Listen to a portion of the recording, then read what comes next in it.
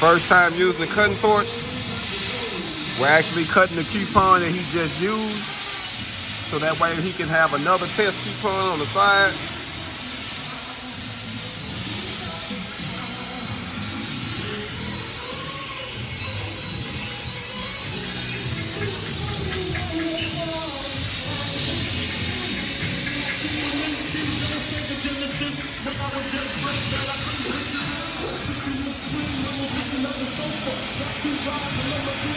He's doing good so far.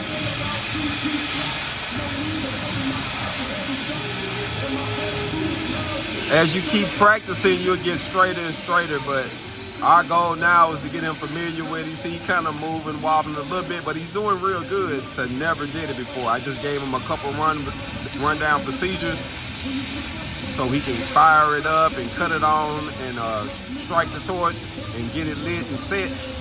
And now I'm just letting him cut it. And you see it, he dropped it, family. That's success. All gone.